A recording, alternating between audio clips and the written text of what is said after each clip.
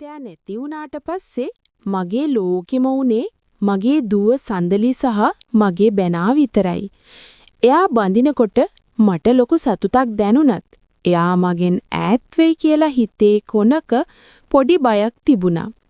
ඒත් මගේ බෑනා පුතා එහෙම වෙන්න ඉඩ තිබ්බේ නැහැ.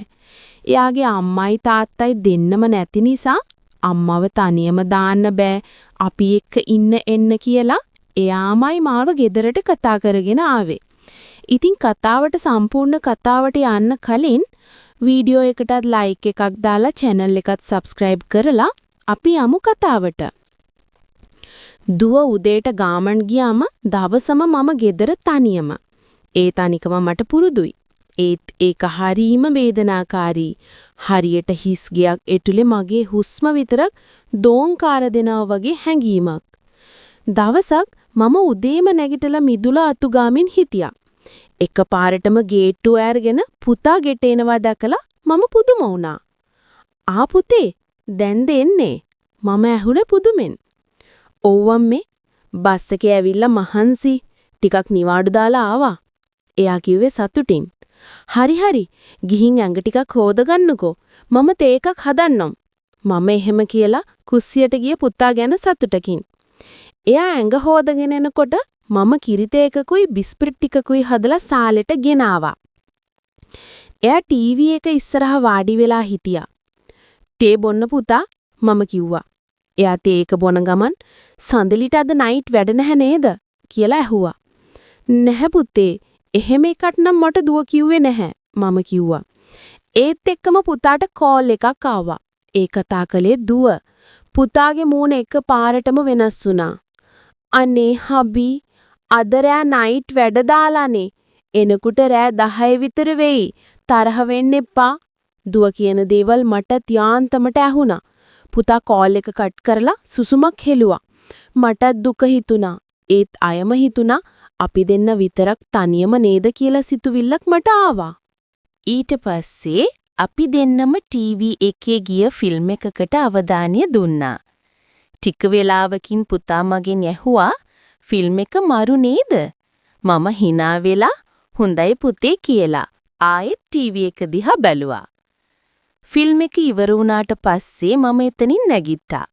"මම රෙදි ටිකක් තියෙනවා. හොදලා එන්නම්" මම කිව්වා. "හා" කියලා පුතා විවේක ගත්තා. මම රෙදි ටික එකතු කරනකොට පුතා කාමරෙන් එළියට ආවා. "අම්මේ, මොනවද රෙදි?" "පුතාගේ ඇඳුම් ටිකයි මගේ ටිකයි" මං කිව්වා. "සදලි හොදයි. අම්මා මහන්සි වෙනවා" කියලා එයා මට කිව්වා.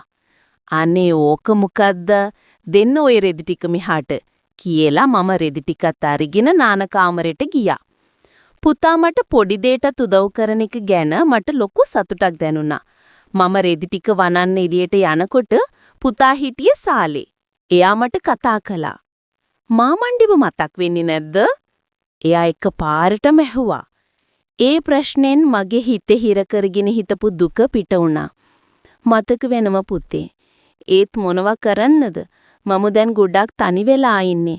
මටත් තනිකම දැන් ගොඩක් දැනෙනවා" මට කියවුණා. ඒ වෙලාවේ යා මගේ අතක් උඩින් යාගේ අත තිබ්බා. "සංසාරේ හැටි ඔහොම තමයි. ඇතිවනව නැතිවනවා. අපි ඕව දරා ගන්න ඕන" එයා කිව්වා. ඒත් ඉතින් මගේ තනිකම මකා ගන්නේ මම කොහොමද? මම ඇහුවේ දුකින්. ඒ මොහොතේ එයා මගේ උරහිස් දෙකෙන් අල්ලලා මා දෙසට හරවා ගත්තා. "අම්මේ, ඔයා තනියම නෙවෙයි. මම ඔයාව තනියම දාන්නේ නැහැ. මම ඔයාගේ ළඟින් ඉන්නවා. අපේ පවුල ආරක්ෂා කරගන්න එක මගේ වගකීම" පුතා කිව්වේ හරිම ස්ථීර හඬකින්. එයා මගේ නළලට ආදරෙන් හාදුවක් දුන්නා. මට වසර ගණනකින් නොලැබුණු සෙනෙහසක් සහ ආරක්ෂාවක් මට එයාගෙන් දැනුණා. මගේ තනිකම මට මොහොතකට අමතක වුණා. අපි පැයක් විතර එහෙම සෙනෙහසින් හිටියා. හවස වෙනකොට අපි දෙන්න මායිත් සාමාන්‍ය තත්වයට පත් වුණා. රෑ 10 වෙද්දී දුව ගෙදර ආවා. "අනේ හබි, අද නම් මැරෙන්න වැඩ." එයා ඇවිත් පුතාට තුරුළු වෙනකොට මම සතුටු වුණා. මම තවදුරටත් තනියම නැති බව මට දැනුණා. අම්මි මොනවද කන්න හැදුවේ? දුව මගෙන් ඇහුවා. දුව කැමැතිම පරිප්පු හොද්දයි පොලොස් මැල්ලුමුයි හැදුවා. ඉක්මනට ඇඟ හොදගෙන එන්නකෝ. මම සතුටින් කිව්වා.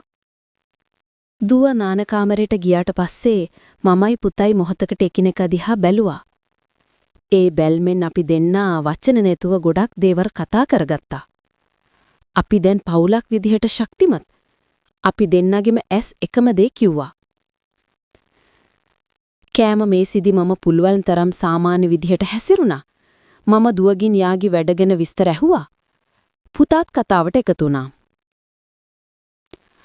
අම්මගේ පරිප්පු හොද්ද නම් මරු. දුව කිව්වා. නේද හබි? "ඔව් පටියෝ හරිම රසයි." පුතා කිව්වා.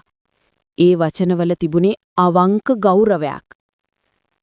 කාල ඉවර වෙලා දුව කිව්වේ එයාට ගොඩක් මහන්සි නිදා ගන්න ඕන කියලා. එයා කාමරයට ගියාට පස්සේ පිඟන් ටික හොදන්න කුස්සියට ගියේ මමයි පුතයි.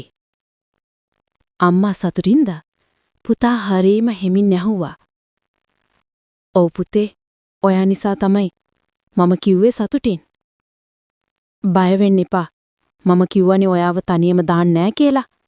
මගේ යුතුයකම තමයි දුවවත් ඔයාවත් පරිස්සම් කරන එක." එයා එහෙම කියලා මගේ උරහිසට තට්ටු කළා. ඒ වචන ටිකට මගේ හිතේ තිබුණ තනිකම නැති වුණා. අවුරුදු ගානකින් කවුරුත් මට ඔහොම ආදරෙන් කතා කරලා තිබුණේ නැහැ. මගේ මහත්තයා නැති වුණාට පස්සේ හැමෝම මට සැලකුවේ අනුකම්පාවෙන්. ඒත් පුතාගේ වචනවල තිබුණේ පුතේකුගේ අවංක සෙනෙහස. පහුදා උදේ මම නැගිටිනකොට පුතා සාලෙට වෙලා පත්තරේ බල හිටියා. මාව දැක්ක ගමන් එයා hina වුණා. ඒ හිනාවේ අමුතුම දීප්තියක් තිබුණා.